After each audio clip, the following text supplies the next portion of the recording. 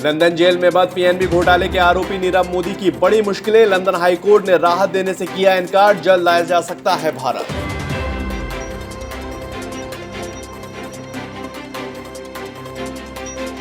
Supreme court ने गोधरा कांड में मामले में दिया एक अहम फैसला। गोधरा कांड के दोषी फारूक को दी गई जमानत।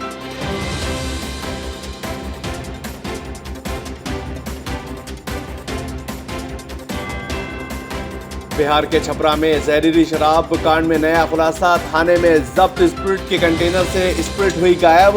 और मशरक के थानेदार और चौकी इंचार्ज को किया गया है सस्पेंड। भारत की सामरिक ताकत में हुआ है इजाफा। जमीन से जमीन पर मार करने वाली बैलिस्टिक मिसाइल अग्नि 5 का हुआ सफलतापूर्ण परीक्षण।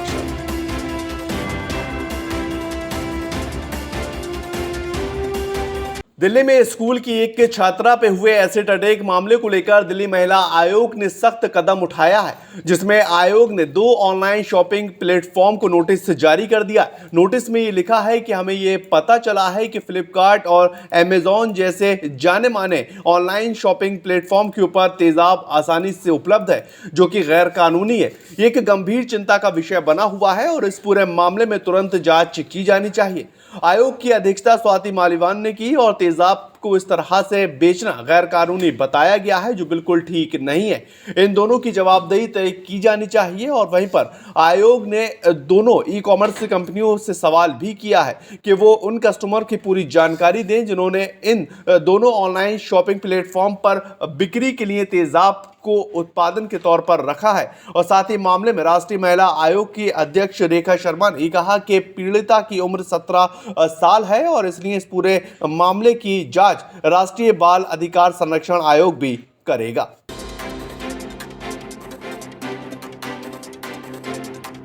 भारत लौटने को लेकर भगौड़े नीरव मोदी की लगातार मुश्किलें बढ़ रही हैं और लंदन हाईकोर्ट ने नीरव पर सुप्रीम कोर्ट में अपील की राहत देने से इनकार कर दिया है। अब अर्जी खारिज होने के बाद नीरव को भारत लाने का काम और आसान हो जाएगा। आपको बताएं कि नीरव मोदी ने अपनी अपील में खराब दिमागी हालत का हवाला देते हुए खुद को भारत न भेजने की अपील की थी और लंदन की जेल में वो बंद है। पीएनबी घोटाले के दोषी नीरव मोदी पर $2 अरब के बैंक घोटाले का आरोप है।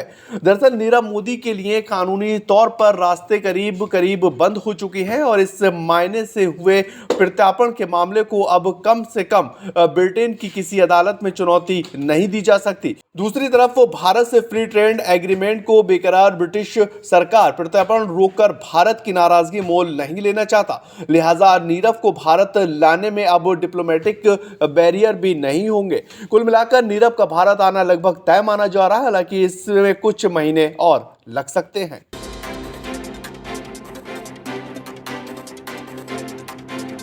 सुप्रीम कोर्ट ने गोधरा कांड के मामले में एक अहम फैसला दिया है और सुप्रीम कोर्ट ने गोधरा कांड के एक दोषी फारूक को जमानत दे दी है।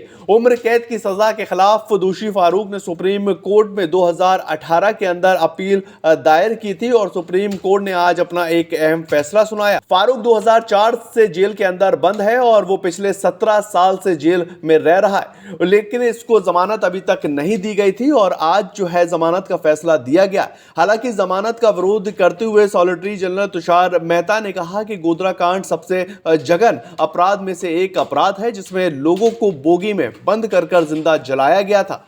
आपको बता दें कि 27 फरवरी 2002 को गोधरा स्टेशन पर साबरमती एक्सप्रेस ट्रेन के एक कोच में भीड़ ने आग लगा दी थी। इस वारदात में 59 कार सेवकों की जलकर दर्दनाक मौत हो गई थी और इस पूरे मामले में फारूक पर पत्थरबाजी और हत्या करने का मामला भी साबित हुआ है और उसे अदालत ने उम्र कैद की सजा सुनाई गई थी।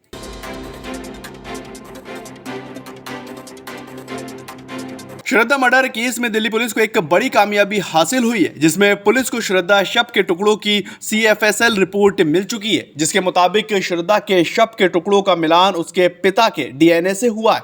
आपको बताएं, श्रद्धा मर्डर केस में आरोपी आफ्ताब पूनावाला पहले से ही जेल में बंद है।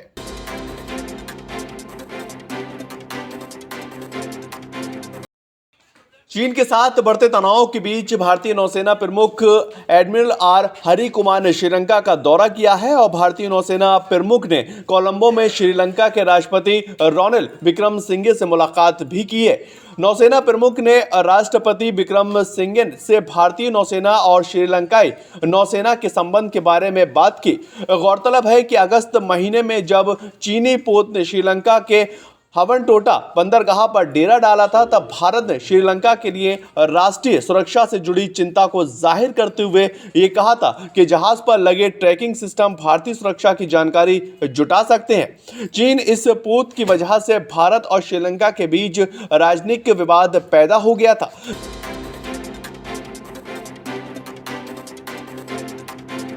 जहां एक तरफ सीमा विवाद काफी ज्यादा गहराता नजर आ रहा है, तो वहीं पर भारत को फ्रांस से खरीदे गए 36 राफेल विमान में से अंतिम विमान भी भारत को मिल गया।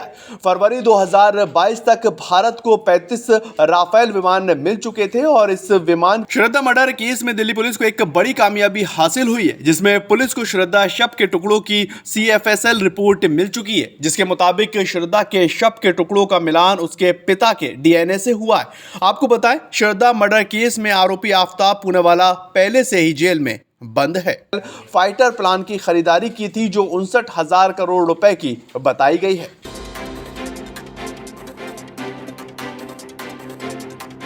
भारत ने जमीन से जमीन की मार करने की क्षमता करने वाले परमाणु संपन्न बैलिस्टिक मिसाइल अग्नि 5 का सफलतापूर्वक परीक्षण कर लिया है। अग्नि मिसाइल में 3 स्टेज में संचालित होने वाले सॉलिड फ्यूल इंजन लगाया गया है और अग्नि 5,000 किलोमीटर तक सटीक मार करने की क्षमता भी रखती है। अब मिसाइल का परीक्षण उड़ीसा के बालासोर के अब्दुल कलाम परीक्षण केंद्र में किया गया है और इस परीक्षण के तहत मिसाइल पर भारत ने जमीन से जमीन पर मार करने की क्षमता वाली परमाणु संपन्न बैलिस्टिक मिसाइल अग्नि 5 का सफलतापूर्वक परीक्षण किया है। अग्नि मिसाइल में 3 स्टेज में संचालित होने वाली सॉलिड फ्यूल इंजन भी लगाया गया। अग्नि 5 5,000 किलोमीटर तक सटीक मार करने की क्षमता रखती है। मिसाइल का परीक्षण उड़ीसा के बालासोर के अब्दुल कलाम परीक्षण केंद्र में किया गया है। इस परीक्षण के तहत मिसाइल पर लगाई गई नई तकनीकों और उपकरणों के परीक्षण भी किया गया। अग्नि 5 मिसाइल की रेंज बढ़ाने की क्षमता भी विकसित की गई है। आपको बता दें कि अग्नि मिसाइल को DRDO और भारत डायनेमिक्स लिमिटेड ने संयुक्त तौर पर विकसित किया है।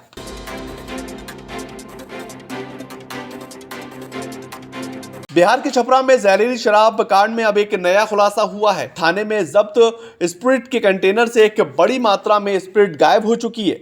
आशंका व्यक्त लगातार की जा रही है कि इस स्प्रिट का इस्तेमाल शराब बनाने में किया गया था और ग्रामीणों का यह आरोप है कि स्प्रिट की सप्लाई थाने से ही की गई। ग्रामीणों ने इस एक वीडियो बनाकर एक्साइज डिपार्टमेंट के मुख्य सचिव के पाठक को भी भेजा है। वहीं दूसरी तरफ जहरीली शराब से होने वाली मौतों का आंकड़ा 53 तक पहुंच गया है। जहरीली शराब पीने से सबसे ज्यादा मौतें छपरा के मशरक, अमनौर और मरोड़ा इलाके से हुई है। जहरीली शराब पीने से सबसे ज्यादा मौतें छपरा जिले से हुई हैं, जहां पर आंकड़ा लगातार बढ़ रहा है। मरने वालों में 3 ऐसे लोग भी हैं जो अवैध तरीके से शराब बेचने का काम किया करते हैं। इस पूरे मामले में प्रशासन ने कार्रवाई करते हुए मशरक के थानेदार और चौकी इंचार्ज को भी सस्पेंड किया। इसके साथ ही जिले में DM ने मड़ौला के SDPO के ट्रांसफर करने और विभागीय कार्रवाई करने के आदेश भी जारी किए हैं।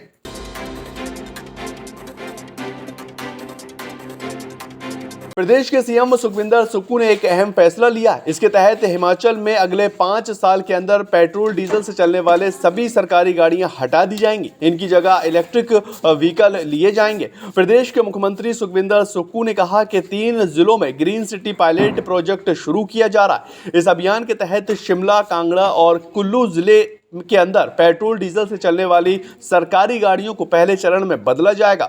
इस प्रोजेक्ट को अमली जामा पहनाने के लिए इंफ्रास्ट्रक्चर बनाने के निर्देश जारी किए गए। प्रदेश के CM सुखविंदर सुक्खू ने कहा कि टूरिज्म और हाइड्रो सेक्टर के लिए प्रदेश सरकार ओपन पॉलिसी लेकर आएगी, जिसके तहत इन्वेस्टर को किसी तरह की क्लियरेंस लेने की जरूरत नहीं होने वाली है। सरकार खुद क्लियरेंस लेकर देगी। और CM सुखविंदर सिंह सुक्खू ने यह कहा कि ग्रामीण अर्थव्यवस्था की मजबूती के लिए स्वावलंबन योजना शुरू करने जा रहे हैं।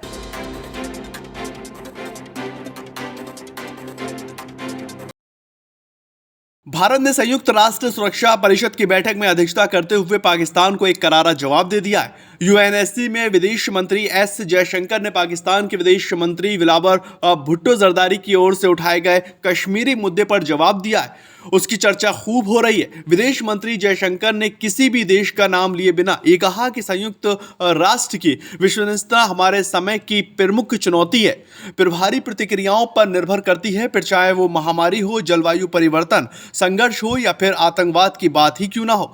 दुनिया जिसे नकारती है उसे सही ठहराने का सवाल नहीं उठाना चाहिए।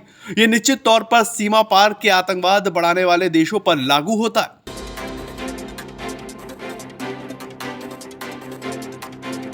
हिमाचल की पर्यटन नगरी मनाली में हर साल की तरह इस बार भी विंटर कार्निवाल मनाने की तैयारियां लगातार शुरू हो चुकी हैं और मनाली में 2 से 6 जनवरी तक विंटर कार्निवाल मनाया जाएगा। इसके आयोजन के लिए प्रशासन ने अपनी तैयारियां भी शुरू कर दी हैं। प्रशासन का साफ तौर पर कहना है कि कार्निवाल को सफल बनाने में हर संभव प्रयास किए जाएंगे।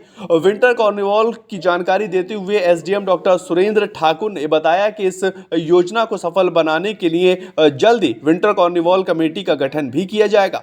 इस मौके पर कई कार्यक्रमों का भी आयोजन किया जाना है। कार्यक्रम में शामिल होने के लिए अन्य राज्यों से आने वाली टीमों से भी संपर्क किया जा रहा है। विंटर कार्निवाल को लेकर स्थानीय लोगों में काफी ज्यादा उत्साह देखने को मिल रहा है।